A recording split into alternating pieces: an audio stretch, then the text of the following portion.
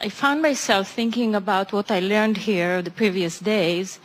You were talking about our cells, our body cells, who are consciousness, because they are consciousness, right? Not just globs of goo. Absolutely. Listening to our mind and working accordingly. Listening is an interesting word. We would say consciousness who is vibration, who feels vibrational relationship with other vibrations, your mind being one of them. And your mind, and in other words, when you think a thought, you offer a vibration that is emphatically influential to the vibration of your body. But your body isn't listening and rejecting.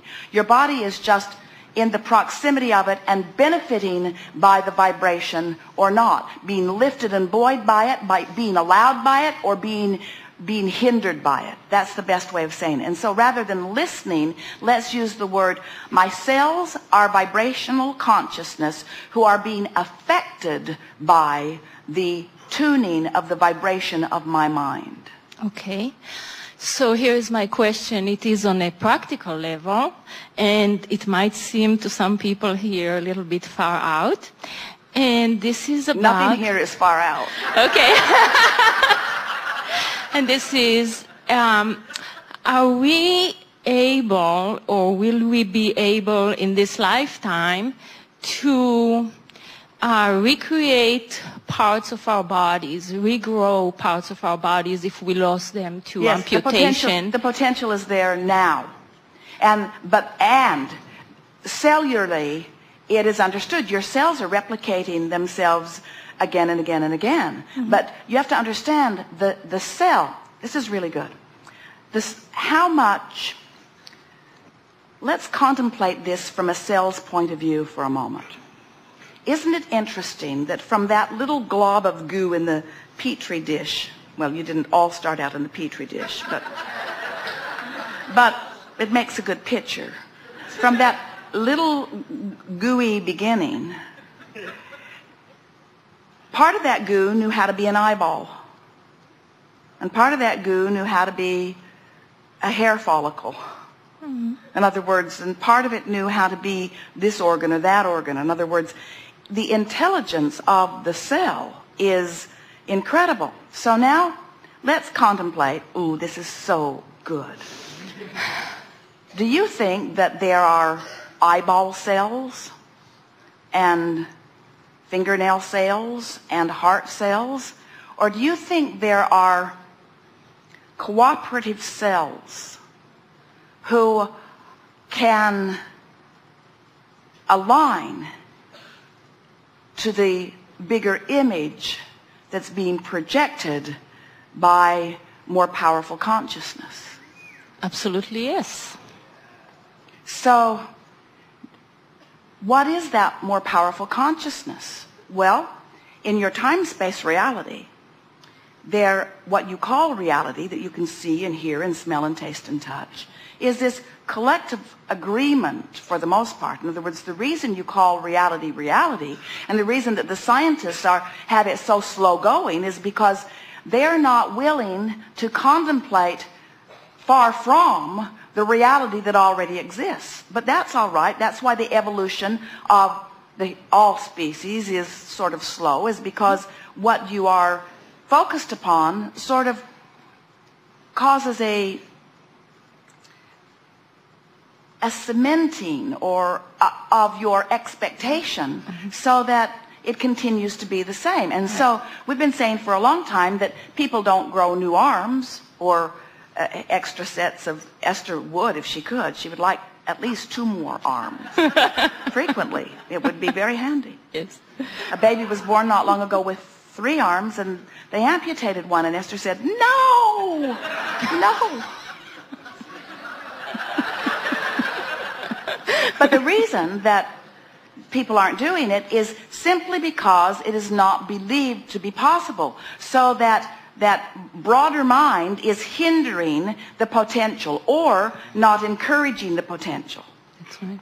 So there is this broadest of minds, which is the whole of you that existed in the non-physical before you came forth into this body, that was projecting this very powerful intention that the cells of your body, even while they were forming in the womb of your mother, were learning much of their behavior from the non-physical, yes, but the intention or belief or understanding of the mother. And that's all just fine. In fact, it's really wonderful, because it's nice to have this nest in which to be born. But very soon after that, we would like you to accept your autonomy and accept that you have the ability to think thoughts, and you have the ability to guide the cells of your body as you would like them to understand. So if you intend to be taller, you can be. Jerry and Esther have a dear friend who works at a restaurant that they frequent often when they are in California.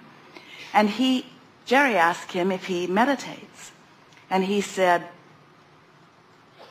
I didn't, and then I did for a long time, and now I'm not much anymore. Why do you ask? And Jerry said, well, we're working on a meditation CD with Abraham, and I was just curious about that. He is a musician, and he said, you know, it's interesting.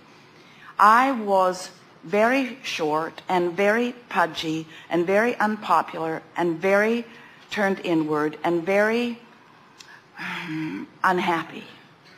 And my mother came across Seth, and she encouraged me to meditate. He said, I began meditating, which is just simply the process of quieting his mind and giving his cells a reprieve from discordant thought for a while.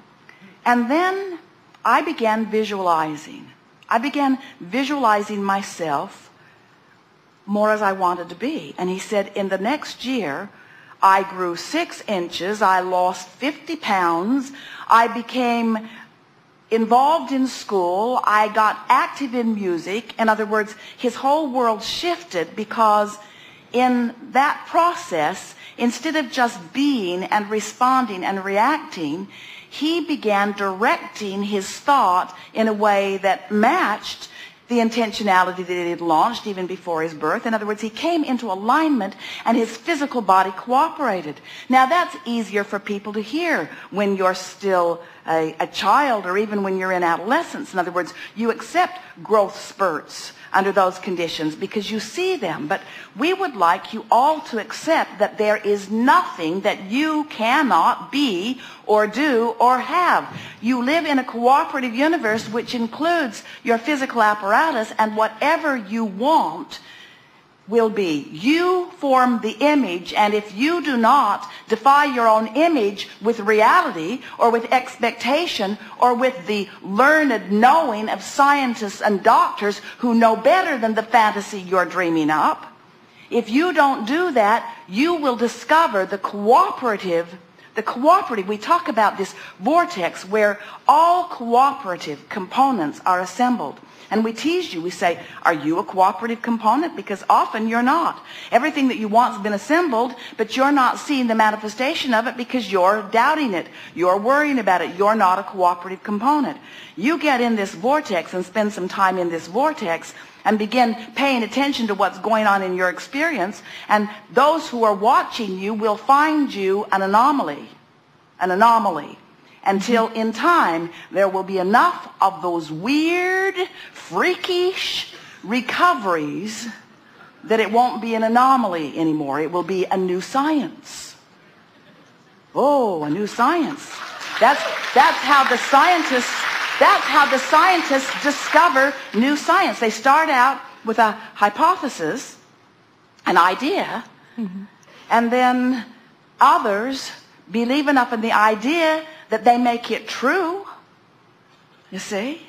And why would you participate or be a participant in the physical world who participates predominantly in the can't-dos, in the not possibilities? It's not possible. Why do you say that? Because it's never been done. Well, And that's your reason? Because it's never been done?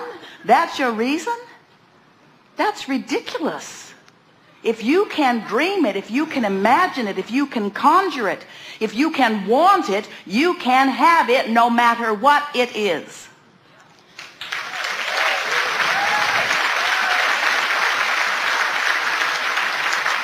But what limits you, what holds you back, is the very first thing that you said to us when you used the word weird. Most will see this as weird. And so most people are so wrapped up, most people cannot see themselves only in conjunction with their own possibilities. Most people have wrapped around themselves the way others see them in everything that they do. So when you factor how others see you into it, you bog it right down. You bog it right down. So you have to reach this place where you don't care who gets the credit. You don't care who understands it. You're doing it. You don't even care if it manifests, because if you care that something manifests that hasn't manifested, you've introduced resistance to it. You just have to so enjoy the dreaming process that you dream for the joy of dreaming. And if you dream enough for the joy of dreaming, the manifestations will just follow you around until other people will say, what in the world are you doing? You say, dreaming. Dreaming? Well, how's that possible? And then you say, don't write me, don't email me, don't call me. Because I have a dream that I believe, and I don't want to talk to somebody who doesn't get it. Yes. Really good. I feel empowered. Thank you very much.